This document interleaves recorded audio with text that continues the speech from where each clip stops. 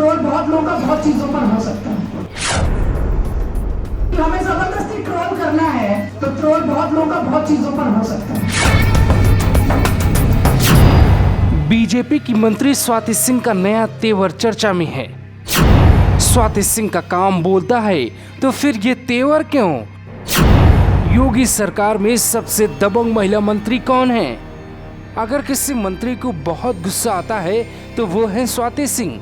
योगी सरकार की वो मंत्री जिनकी गाड़ी हमेशा पटरी के नीचे चली, लेकिन सवाल पूछ लिया तो खैर नहीं। इनका नाम है स्वाति सिंह। सरकार में मंत्री हैं, पहली बार विधायक बनी और फिर मंत्री। यूपी के जिला सीतापुर में स्वाति सिंह योगी सरकार के 4.5 साल पूरा होने पर प्रेस कॉन्फ्रेंस कर रही थी। इसी बीच स्वाति सिंह को अचानक एक सवाल पर गुस्सा आ गया और वो बाकी का काम छोड़कर पत्रकारों पर अपने मंत्री होने का पूरा रौब दिखाने लगती है। सीतापुर का इनका पहला मामला नहीं है। बियर शॉप के उद्घाटन से लेकर दोषियों को बचाने तक का कथित आरोप स्वाति सिंह पे लग चुका है। लेकिन आपको इनकी कहानी समझाएं उसके पहले दबंग छवि कैसे बनती चली गई और कैसे पत्रकारों को हड़काती नजर आई, उसका एक वीडियो देखिए। ऐसा है कि ये प्रेस कॉन्फ्रेंस है सरकार की उपलब्धियों का, और अगर आप लोग इस सोच से, इस मानसिकता के साथ बैठे हैं कि हमें जबरदस्ती ट्रोल करना है तो ट्रोल बहुत लोगों का बहुत चीजों पर हो सकता है।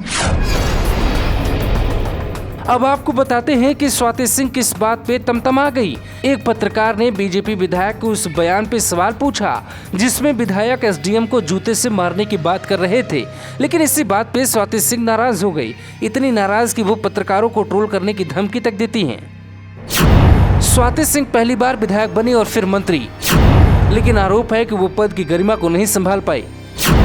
स्वाति सिंह योगी सरकार के सबसे विवादित मंत्रियों में से एक हैं। स्वाति सिंह के लिए ना तो कुछ पत्रकार हैं और ना ही अधिकारी। क्या बिना संघर्ष किए मिलने वाली सफलता ऐसी ही होती है? स्वाति सिंह सरोजनी नगर की उस सीट पर जीती जहां बीजेपी कभी जीती ही नहीं, जिसका इनाम इन्हें मंत्री बनाकर दिया गया। लेकिन रोशनी की तरह अचानक तेज होना और फिर हवा में तेज दबाव में डगमगाने लगना इशारा करता है कि सफलता तो मिल सकती है, लेकिन उसके बाद उसे शालीनता से संभाले रहना उससे बड़ी चुनौती है।